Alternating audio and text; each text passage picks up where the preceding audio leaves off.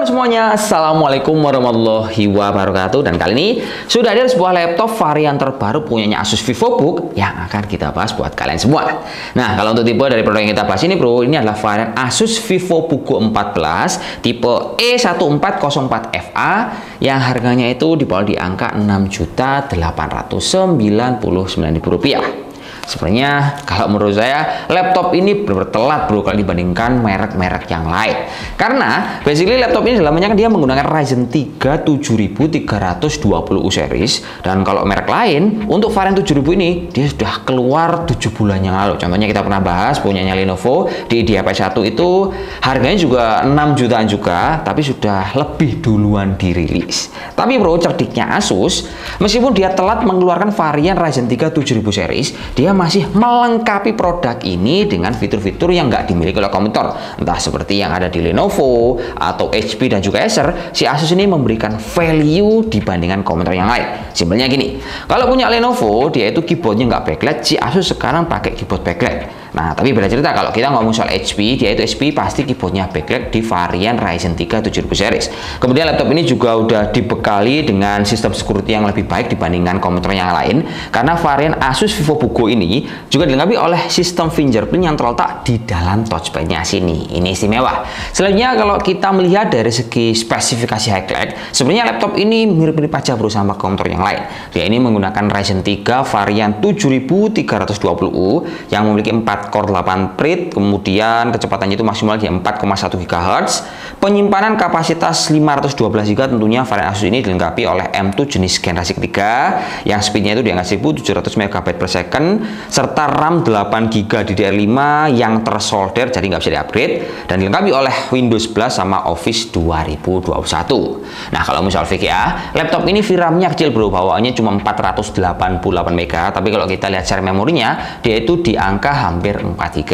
Sehingga kalau kita gunakan kebutuhan laptop ini untuk berbagai aktivitas secara hiburan seperti kayak game Valorant ataupun untuk kebutuhan seperti main Genshin Impact, rasanya ini masih lumayan playable. Tapi settingannya kalau mau enak mainnya ya kita pakai yang medium ataupun pakai yang low supaya kita masih tetap terhibur dengan game yang kita pakai.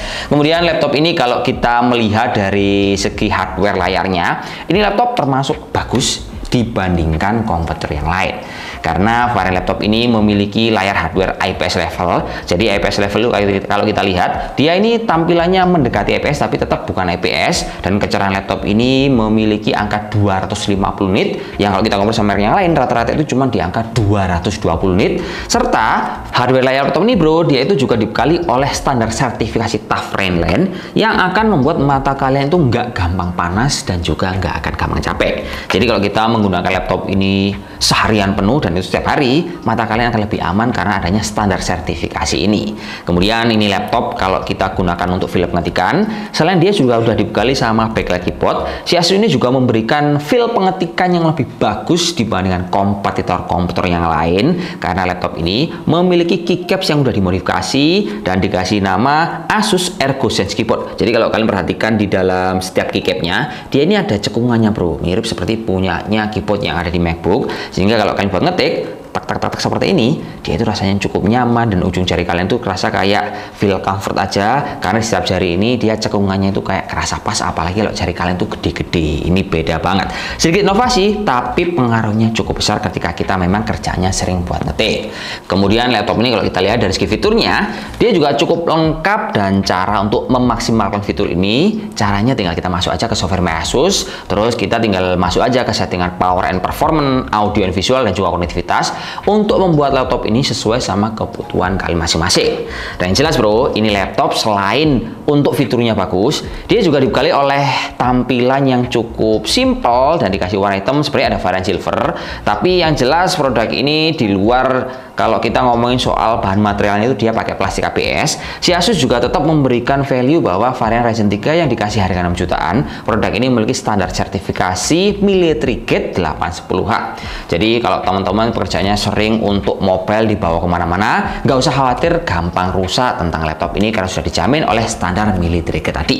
Jadi tinggal dipilih aja, harga 6 jutaan. Kalau kita compare sama Ryzen 3 dari beberapa merek yang udah saya infokan tadi, si Asus ini langsung bungkus atau mungkin skip dulu. Ya udah, cukup sekian, terima kasih. Wassalamualaikum warahmatullahi wabarakatuh dan salam jos. Oke, semoga bermanfaat kawan. Mantap.